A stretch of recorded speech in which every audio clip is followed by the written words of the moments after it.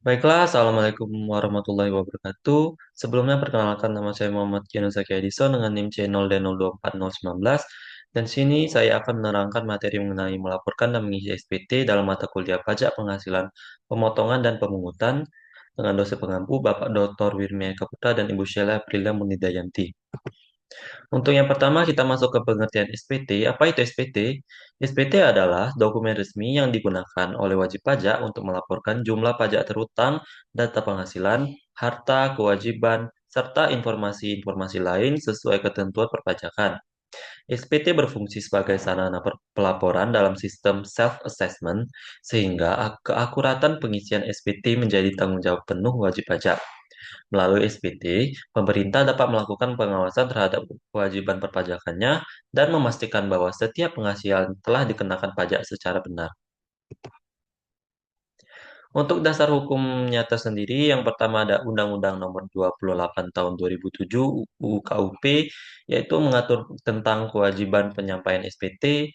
Yang kedua ada Undang-Undang Nomor 36 Tahun 2008 UU PPH, yaitu mengatur tentang pelaporan SPT tahunan wajib pajak orang pribadi dan badan. Yang ketiga ada Peraturan Menteri Keuangan 9, Peraturan Menteri Keuangan 03 2018, yaitu mengatur bentuk, isi, dan tata cara penyampaian SPT. Yang keempat ada Peraturan Menteri Keuangan 243 Peraturan Menteri Keuangan 03 2014, yaitu ketentuan batas waktu dan penyampaian SPT. Dan yang terakhir ada Peraturan 02 PJ 2019, yaitu dasar penggunaan e-filing, e-form, dan e-SPT. Untuk jenis-jenis SPT tersendiri terbagi menjadi dua kategori utama, yaitu SPT masa dan SPT tahunan, yang masing-masing digunakan sesuai periode pelaporan dan jenis kewajiban perpajakannya. SPT masa dilaporkan setiap bulan untuk jenis pajak tertentu, sedangkan SPT tahunan merupakan pelaporan total kewajiban dalam satu tahun pajak. Setiap jenis SPT memiliki format, persyaratan, serta mekanisme pelaporan yang berbeda. Oh, untuk perinciannya tersendiri, untuk SPT masa, yaitu digunakan untuk pelaporan bulanan seperti SPT masa PPh pasal 21 atau 26, SPT masa PPh pasal 22, SPT masa PPh pasal 23 dan 26, SPT masa PPh 25, dan SPT masa EPPN. Untuk SPT tahunan, terdiri dari formulir 1770SS, yaitu untuk pegawai dengan penghasilan kurang lebih sama dengan 60 juta per tahun, 1770S dengan pegawai dengan penghasilan lebih dari 60 juta per tahun. Selanjutnya ada 1770 yaitu WP dengan usaha atau pekerja bebas, dan yang terakhir ada 1771 yaitu WP badan. Untuk ketentuan pengisian SPT tersendiri, dalam pengisian SPT, wajib pajak harus menyiapkan data dan dokumen lengkap yang akan dilaporkan. Data tersebut mencakup penghasilan bruto, pengurangan, bukti potong, serta informasi harta dan kewajiban pada akhir tahun. Ketentuan pengisian harus mengharuskan setiap kolom diisi dengan benar agar SPT dapat diterima sistem. Kesalahan data dapat menyebabkan SPT dianggap tidak lengkap atau memicu permintaan klarifikasi dari Fiskus.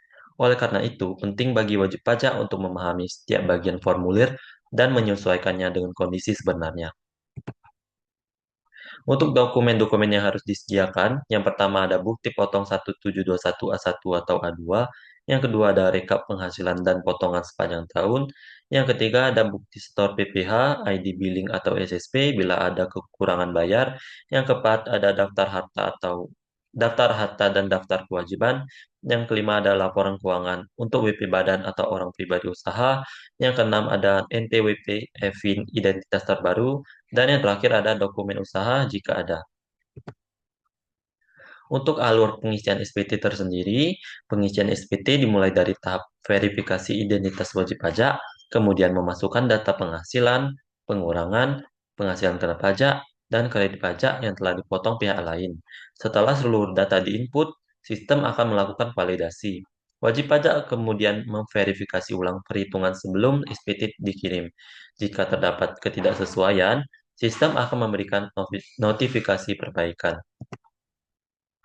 Untuk e-filing adalah metode penyampaian SPT secara online yang paling banyak digunakan. Melalui e-filing, wajib pajak dapat melaporkan SPT dari perangkat apapun tanpa harus ke kantor pajak. Sistem menyediakan formulir digital yang dapat diisi secara otomatis, meminimalkan kesalahan input, serta memberikan bukti penerimaan elektronik atau BPE sebagai tanda pelaporan berhasil. Untuk langkah pelaporan SPT via DJP online, untuk yang pertama yaitu kita login ke DJP online, kedua kita buka menu e-filing, ketiga pilih jenis SPT yang akan dilaporkan, yang selanjutnya isi formulir digital wizard system, yang kelima adalah lampirkan dokumen pendukung jika diperlukan, yang keenam adalah lakukan verifikasi dan kirim SPT menggunakan kode verifikasi, dan yang terakhir adalah unduh BPE sebagai bukti lapor. Untuk e-form dan e-SPT, e-form adalah alternatif pelaporan SPT tahunan menggunakan formulir elektronik yang dapat diunduh, diisi secara offline, dan diunggah kembali ke DJP online. Sementara itu, e-SPT digunakan untuk pelaporan oleh wajib pajak badan atau wajib pajak dengan transaksi yang kompleks, biasanya melibatkan aplikasi desktop khusus. Kedua fasilitas ini memberi fleksibilitas bagi wajib pajak yang membutuhkan fitur lanjutan. Adapun batas waktu pelaporan SPT tersendiri diatur sebagai berikut. Yang pertama, SPT tahunan orang pribadi, yaitu paling lambat 31 Maret setelah akhir tahun pajak. Untuk SPT tahun badan, paling lambat 30 April setelah akhir tahun pajak. Dan untuk SPT masa, umumnya tanggal 20 bulan berikutnya sesuai jenis pajak. Melaporkan SPT sebelum batas waktu sangat dianjurkan agar terhindar dari sistem padat dan kendala teknis. Dan inilah sanksi apabila terlambat. Sanksi administrasi diberikan apabila wajib pajak terlambat melaporkan SPT. Untuk SPT tahunan orang pribadi yaitu sebesar 100.000, untuk SPT tahunan badan yaitu sebesar 1 juta rupiah, untuk SPT masa PPH itu sebesar 100.000 rupiah, dan untuk SPT masa PPN itu sebesar 500.000 rupiah. Keterlambatan juga dapat mengakibatkan pemeriksaan pajak jika terdapat indikasi ketidakpatuhan. Selanjutnya kita masuk ke contoh pengisian SPT.